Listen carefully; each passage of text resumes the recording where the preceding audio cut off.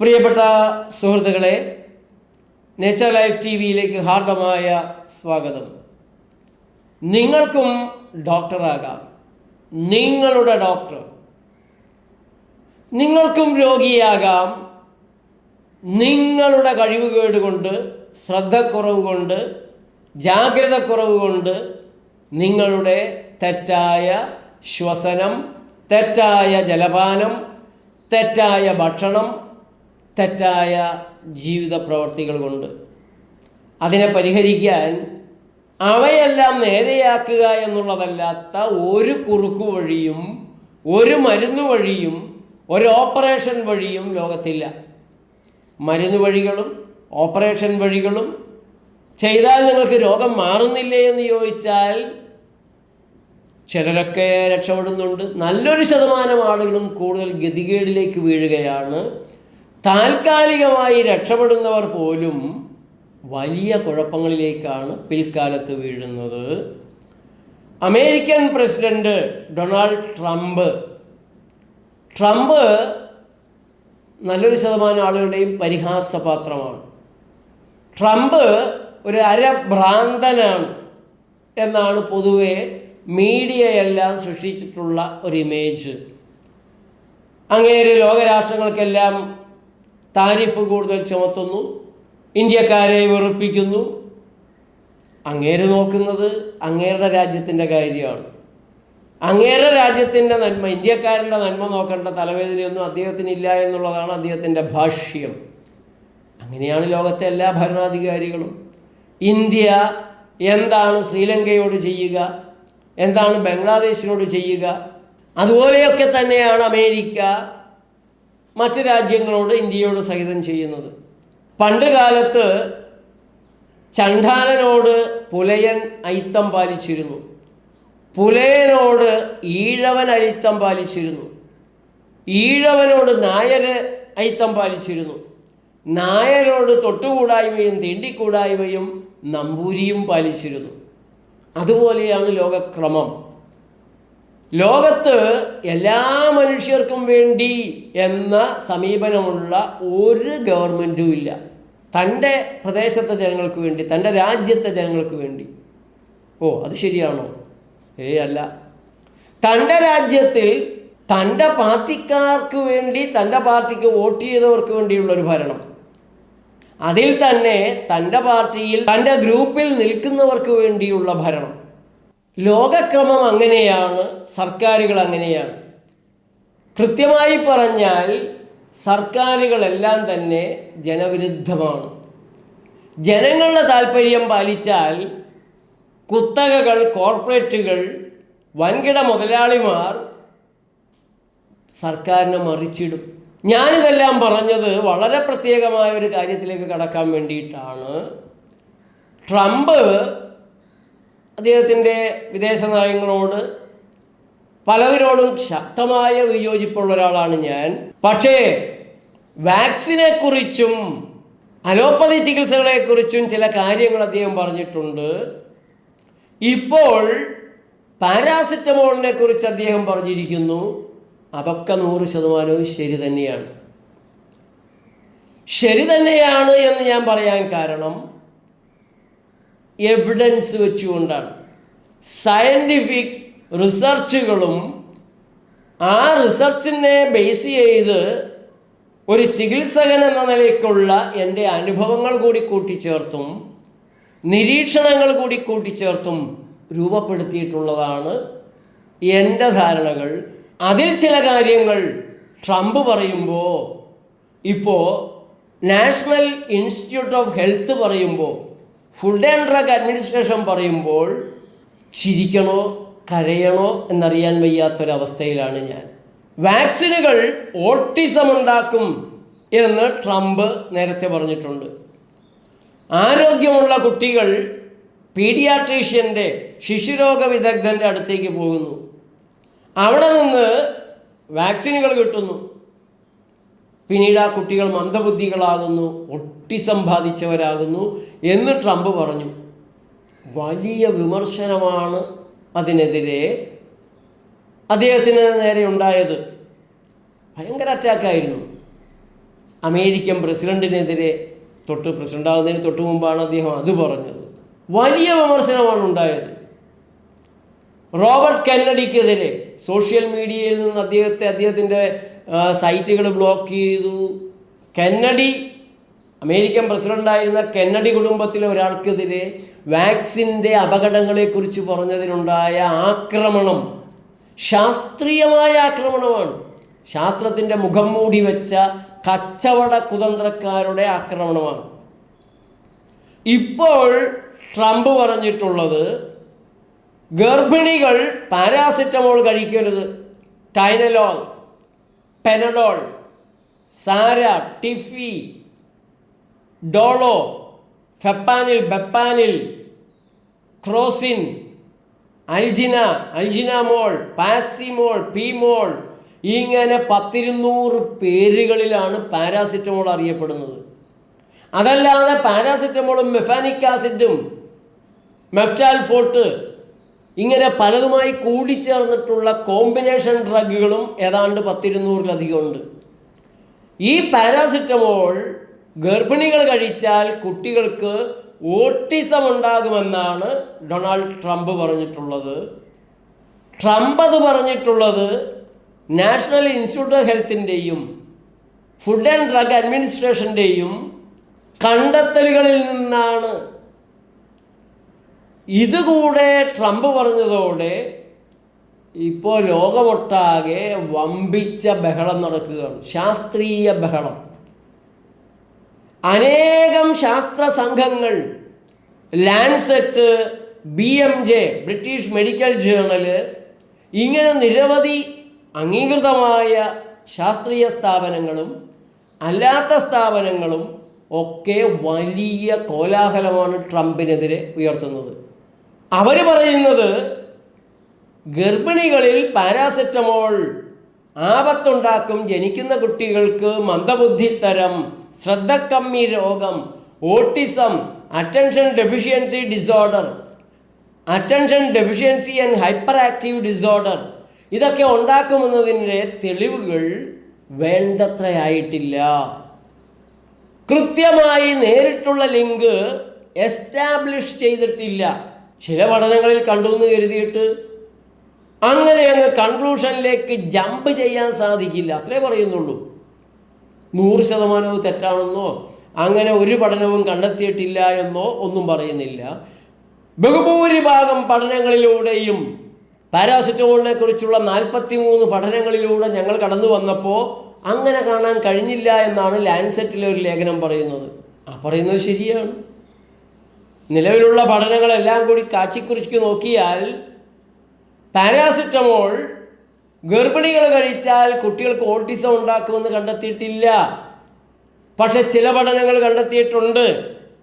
ആ പഠനങ്ങൾ വേണ്ടത്ര തെളിവുകളുള്ളതല്ല എന്നോ അതുകൊണ്ട് മാത്രം നമുക്കങ്ങനെ പറയാൻ പറ്റില്ല എന്നൊക്കെയുള്ള ശാസ്ത്രീയമായ വാദങ്ങളെല്ലാം ശരിയാണ്. ശാസ്ത്രത്തിൻ്റെ രീതി അതാണ്. തെളിഞ്ഞു വരണം, കുറെ കൂടെ തെളിയണം. അതിനുവേണ്ടി സൂചനകൾ കിട്ടിയാലെങ്കിലും ആപത്ത് ഇല്ല എന്നുറപ്പ് വരുന്നത് വരെ മാറി നിൽക്കുന്നതല്ലേ നല്ലത്. അതല്ലേ വിവേകം.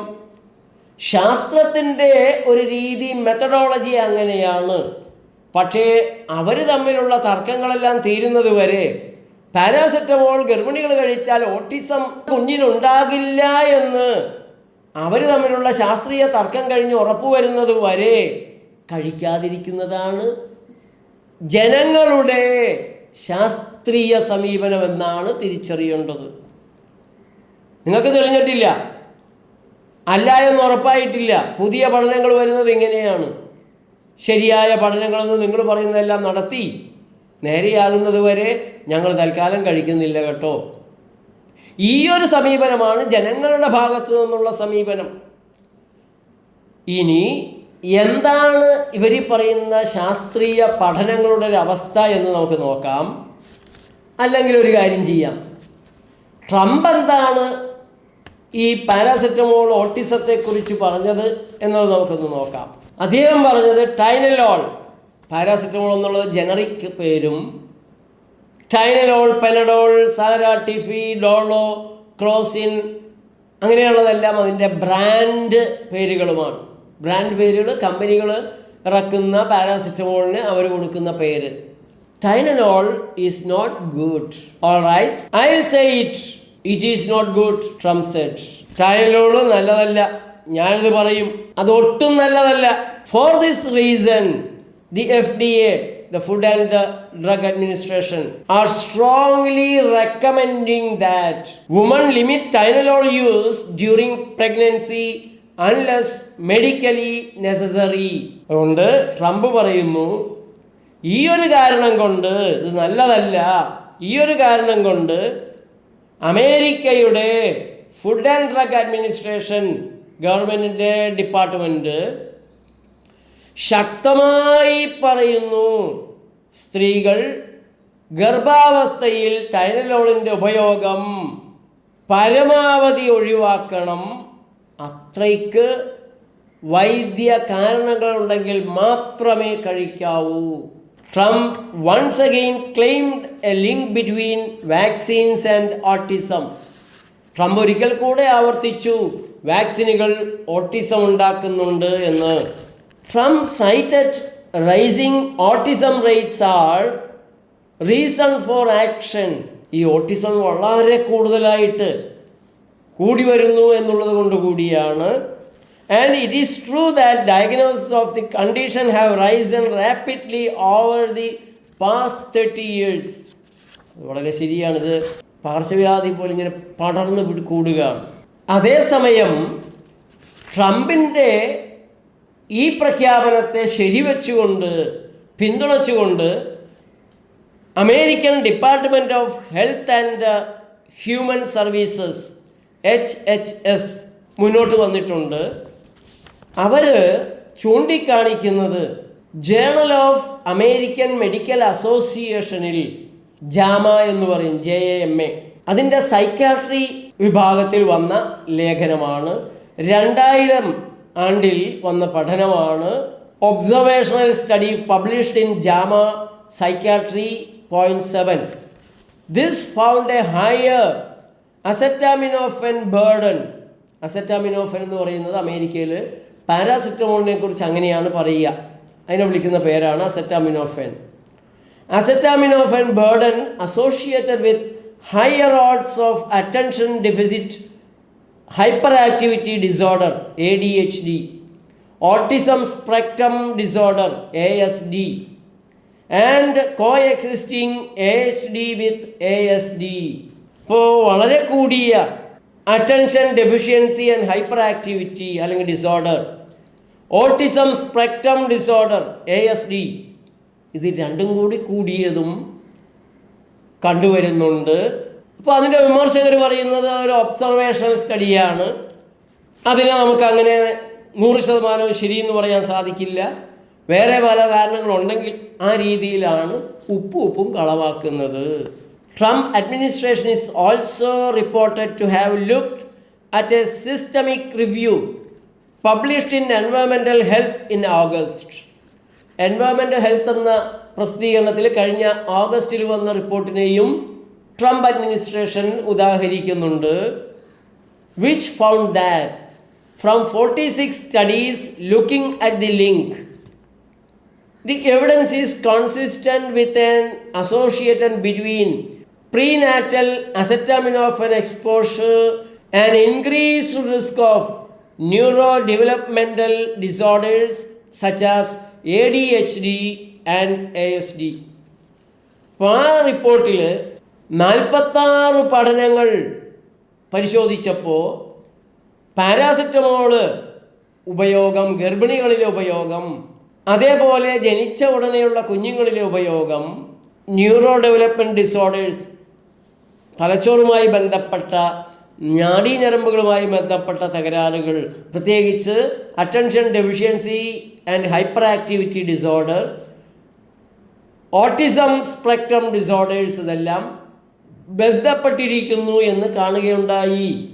ഇപ്പോൾ ശാസ്ത്രലോകം 2 തട്ടിലാണ്. ശാസ്ത്രത്തിനിതെല്ലാം അംഗീകരിച്ച് പ്രഖ്യാപിക്കണമെങ്കിൽ കുറേ കൂടെ കുട്ടികൾ ഓട്ടിസത്തിലേക്ക് വന്നതിൻ്റെ പിന്നിൽ ഗർഭിണികളായിരുന്നപ്പോൾ അമ്മമാർ കഴിച്ച പാരാസെറ്റമോളാണ്. അമ്മമാർ പാരാസെറ്റമോൾ കഴിച്ചതുകൊണ്ട് ഇതുണ്ടായെന്ന് പറയാൻ പറ്റില്ലല്ലോ. വേറെ മരുന്നുകളും കഴിച്ചിട്ടുണ്ടാവില്ലേ? വേറെ കാരണങ്ങൾ ഉണ്ടായിക്കൂടെ? ജനിതകമായ കാരണങ്ങളാണ് ഓട്ടിസത്തിൻ്റെ പിന്നിലെന്നാണ് ഇവർ പറഞ്ഞുകൊണ്ടിരിക്കുന്നത്. അതിനും കൃത്യമായ തെളിവൊന്നുമില്ല. കാരണം ജനിച്ച് 1.5 വയസ്സുവരെ കുട്ടികൾക്ക് കുഴപ്പമൊന്നുമില്ല. 1.5 വയസ്സ് കഴിയുമ്പോൾ കുഴപ്പം കാണുന്നു. അത് പലപ്പോഴും ഒരു അവസാനത്തെ വാക്സിൻ്റെ ഡോസ് കൂടി കിട്ടിക്കഴിയുമ്പോഴാണ് എന്നൊക്കെയുള്ള ഒരന്തരീക്ഷമാണ് പലരും പറയുന്നത്. ഏതാണ് ശരി ഏതാണ് തെറ്റ് എന്ന് ഉറപ്പിച്ചു പറയാനാവില്ല എന്ന് ശാസ്ത്രവാദികൾ പറയുമ്പോൾ, അമേരിക്കയിലെ ശാസ്ത്ര സ്ഥാപനങ്ങളാണ് പുതിയ പഠനങ്ങൾ, പുതിയ നിരീക്ഷണങ്ങൾ ഇങ്ങനെയുള്ളൊരു കുഴപ്പത്തിലേക്ക് വിരൽ ചൂണ്ടുന്നുണ്ട്. അതുകൊണ്ട് ശാസ്ത്രം അത് തെളിയിക്കുന്നത് വരെ ഞങ്ങൾ കഴിക്കും എന്ന് ഗർഭിണികൾ വാശി പിടിക്കണോ? അതോ തെളിയുന്നത് വരെ ഈ മരുന്നുകളിൽ നിന്നൊക്കെ ഒഴിവായി നിൽക്കുന്നത്, തെളിഞ്ഞു കഴിഞ്ഞിട്ട് വേണമെങ്കിൽ പോകാമെന്ന് തീരുമാനിക്കുന്നതാണോ നന്നാകുക?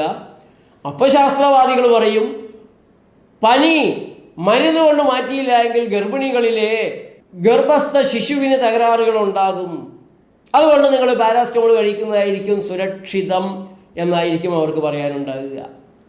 എൻ്റെ പൊന്നു ശാസ്ത്രവാദികളെ, പനി വരാതെ ജീവിക്കാനുള്ള വഴികൾ ആദ്യം നിങ്ങൾ പഠിപ്പിക്കുക. നിങ്ങൾ പറയുന്ന പോലെ അണുക്കൾ കയറിയിട്ട് പനി അങ്ങ് വൈറസ് വന്ന് സംഭാവന ചെയ്തിട്ട് പോകുന്നു. ഞങ്ങൾ പ്രകൃതിക്കാർക്ക് ഇതൊന്നും വരാറില്ല.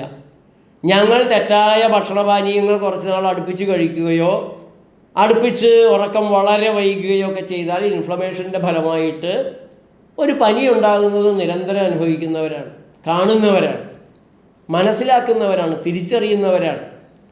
അതുകൊണ്ട് ഗർഭിണികൾ ഏറ്റവും നല്ല ആഹാരപാനീയങ്ങൾ വാസ്തവത്തിൽ ഗർഭത്തിന് തയ്യാറാകുന്നതിന് മുമ്പ് തന്നെ, ബന്ധപ്പെടുന്നതിന് മുമ്പ് തന്നെ അവർ ഈ ചിട്ട തുടങ്ങണം. കാരണം വിത്ത് ഗുണം 10 ഗുണം. വിത്തിനെ നേരെയാക്കുക, ബീജത്തെ നേരെയാക്കുക, അണ്ഡത്തെ നല്ലതാക്കുക എന്നുള്ള ഒരു ഗ്രൗണ്ട് വർക്ക്, പാഠം, നിലമൊരുക്കൽ നടക്കേണ്ടതുണ്ട്. അങ്ങനെ തുടങ്ങി കൃത്യമായി ശുദ്ധാഹാരത്തിലൂടെ, ശുദ്ധപാനീയങ്ങളിലൂടെ, ശരിയായ വിശ്രമത്തിലൂടെ, വ്യായാമത്തിലൂടെ എല്ലാം മുന്നോട്ട് വരുന്ന ഒരു ഗർഭിണിക്കും പനി ഉണ്ടാവേണ്ട കാര്യമില്ല, ആർക്കും ഉണ്ടാവേണ്ട കാര്യമില്ല. ഇനി അഥവാ പനി വന്നാൽ തന്നെ മോഡേൺ മെഡിക്കൽ സയൻസ് പറയുന്ന ചികിത്സയെ ചെയ്യാവൂ, അലോപ്പതി പറയുന്ന ചികിത്സ ചെയ്യരുത്. മോഡേൺ മെഡിക്കൽ സയൻസ് പനിക്ക് മരുന്ന് കഴിക്കേണ്ട കാര്യമില്ല. Davidson's principles and practice of medicine ആയാലും Martindale the complete drug reference എന്ന് പറയുന്ന ലോകത്തെ ഏറ്റവും ആധികാരികമായ 84,000 രൂപ വരെ വിലയുള്ള മെഡിക്കൽ ടെക്സ്റ്റ് ബുക്കായാലും പറയുന്നത് കുറഞ്ഞ ചൂടിൽ, പനിയുടെ കുറഞ്ഞ ചൂടിൽ മരുന്ന് കഴിക്കണോ എന്നുള്ളത് സംശയകരമാണ്. പാടില്ല എന്ന് പറഞ്ഞ പുസ്തകം പിന്നെ മുന്നോട്ട് പോകില്ല. 106 ഡിഗ്രി വരെ പനി അപകടകാരിയല്ല. പക്ഷേ ഗർഭിണികളിലും പോഷകാഹാരക്കുറവുള്ളവരിലും ഡീഹൈഡ്രേഷൻ ഉള്ളവരിലും സംഗതി വേറെയാണ് എന്നവർ സൂചിപ്പിക്കുന്നുണ്ട്. 106 കഴിഞ്ഞ പനിക്ക് എന്താണ്? 106 വരെയുള്ള പനിയാണെങ്കിലും ധാരാളം വെള്ളം കുടിക്കുക, പൂർണ്ണമായി വിശ്രമിക്കുക, മൂടിപ്പുതച്ച് കിടന്നുറങ്ങുക. പൂർണ്ണമായ വിശ്രമം എന്ന് പറയുമ്പോൾ ഭക്ഷണം പാടുണ്ടോ ഇല്ലയോ എന്നുള്ളൊരു ചോദ്യമുണ്ട്. ഞങ്ങൾ പ്രകൃതി ചികിത്സകർ പറയുന്നത് ആഹാരം കഴിക്കരുതെന്ന് തന്നെയാണ്. പൂർണ്ണ വിശ്രമം കിട്ടണമെങ്കിൽ ദഹന ജോലികൾ കൊടുക്കരുതെന്ന് തന്നെയാണ്. അതിലും 2 അഭിപ്രായങ്ങളൊക്കെ ഉണ്ട്. നിങ്ങൾ അനുഭവിച്ച് നോക്ക്, പരീക്ഷിച്ച് നോക്ക്. ഞങ്ങളുടെ പ്രവർത്തകർക്ക് വരുന്ന പനി ഒറ്റ ദിവസം അല്ലെങ്കിൽ 2 ദിവസം, കുറേ നുണയേ, ഞങ്ങളാരും പേടിച്ചില്ല. ഞങ്ങളുടെ ആരും തന്നെ കുറേ നുണയിൽ മരിച്ചു പോയതുമില്ല. ഞങ്ങളിൽ ആരും തന്നെ കുറേ നുണയുടെ വാക്പാപം എടുത്തതുമില്ല. എടുക്കരുതെന്നും പറഞ്ഞിരുന്നു. അതിൻ്റെയൊക്കെ പേരിൽ എൻ്റെ പേരിൽ ഒരു കേസുണ്ടായിരുന്നു. 5 കൊല്ലം എറണാകുളത്ത് മജിസ്ട്രേറ്റ് കോടതിയിൽ കേസ് നടന്നു. ഒടുവിൽ ഞാൻ കുറ്റക്കാരനല്ല എന്ന് പറഞ്ഞുകൊണ്ട് തന്നെ കോടതി വെറുതെ വിടുകയും ചെയ്തിട്ടുണ്ട്. ഞാൻ പറഞ്ഞുകൊണ്ടിരുന്നത് തന്നെയാണ് ശരിയെന്ന് അതിലൂടെ തെളിയുന്നുണ്ട്. എറണാകുളം നോർത്ത് പോലീസ് എടുത്ത കേസാണ്, പോലീസുകാർ തന്നെ എടുത്ത കേസാണ്, തള്ളിപ്പോയി. അപ്പോൾ വിവേകപൂർവ്വം നിങ്ങൾ ചിന്തിക്കുക. ഗർഭിണികൾ മാത്രമല്ല, ആരും തന്നെ പാരാസെറ്റമോൾ കഴിക്കരുത്. പാരാസെറ്റമോളും ക്യാൻസറും തമ്മിൽ ലിങ്ക് ചെയ്യപ്പെടുന്നുണ്ട്. 5 തരത്തിലുള്ള ക്യാൻസറുകൾ പാരാസിറ്റമോൾ ഉണ്ടാക്കുന്നുണ്ട് എന്നുള്ള പഠന റിപ്പോർട്ടുകളും പുറത്തു വന്നിട്ടുണ്ട്, അല്ല എന്നുള്ള റിപ്പോർട്ടുകളും പുറത്തു വന്നിട്ടുണ്ട്. അതിനെക്കുറിച്ചും കൂടെ നാളെ അല്ലെങ്കിൽ അടുത്ത ദിവസങ്ങളിലായി ഞാൻ നിങ്ങളോട് സംസാരിക്കാം. ഞാനും കുറച്ച് പഠിക്കണമല്ലോ, കുറേ കൂടെ പഠിക്കണം. പുതിയ റിപ്പോർട്ടുകളൊക്കെ ധാരാളം വന്നിട്ടുണ്ട്. ഇപ്പോൾ ഇന്ന് രാവിലെ തുടങ്ങി ഞാൻ ഇത്രയും റെക്കോർഡുകൾ, ഇത്രയും പേപ്പറുകൾ സൈറ്റുകളിൽ നിന്ന്, കമ്പ്യൂട്ടറിൽ നിന്ന് എടുത്തിട്ടുണ്ട്. അതുകൂടിയൊക്കെ ഒന്ന് പഠിച്ചതിന് ശേഷം ഞാൻ നിങ്ങളോട് വിശദമായി സംസാരിക്കാം. ഇന്ന് ലോകത്ത് ഏറ്റവും അധികം ആളുകൾ ആത്മഹത്യ ചെയ്യാൻ ഉപയോഗിക്കുന്ന മണ്ടത്തരമാണ്. ഇന്ത്യ ഗവൺമെൻറ് എത്ര എളുപ്പമുള്ള വഴികൾ നാട്ടിൽ ഒരുക്കിയിട്ടിട്ടുണ്ട്. അപ്പോഴാണ് ആളുകൾ പാരാസിറ്റമോൾ കഴിച്ച് 3 ദിവസം ഉമിയിൽ വെന്ത് തീരുന്നത് വരെ കരൾ കരിഞ്ഞ് തീർന്ന് ചത്തുപോകാൻ 3 ദിവസം വേണ്ടി വരും. മണ്ടത്തരമൊന്നും ചെയ്യരുത്. ഒരിക്കലും ആത്മഹത്യയ്ക്ക് തുനിയരുത്. ജീവിതത്തിലേക്ക് ആവേശപൂർവമാണ് നമ്മൾ നീങ്ങേണ്ടത്. പരാജയങ്ങളെല്ലാം താൽക്കാലികമാണ്. അതുകൊണ്ട് പാരാസിറ്റമോളിനെ കുറിച്ച് നിങ്ങൾ തിരിച്ചറിയണം. ഇത് ജീവദാനിയല്ല. ഇന്ന് ലോകത്തുള്ള നല്ലൊരു ശതമാനം രോഗങ്ങളുടെ, ക്യാൻസറിൻ്റെ ഒക്കെ പിന്നിലുള്ളത് നിങ്ങളുടെ മെറ്റബോളിക് ഫങ്ഷൻ്റെ ട്രാക്ക് തെറ്റിക്കുന്ന അവിടെ തുടങ്ങും. വർഷങ്ങളെടുത്തായിരിക്കും നിങ്ങൾ പൂർണ്ണമായ ഗതികേടിലേക്ക് വീഴുന്നത്. അതുകൊണ്ട് ജാഗ്രത പാലിക്കുക. പനിക്ക് പട്ടിണി, പൂർണ്ണ വിശ്രമം, പ്രകൃതി രീതികളിലേക്ക് വരിക. നന്ദി, നമസ്കാരം.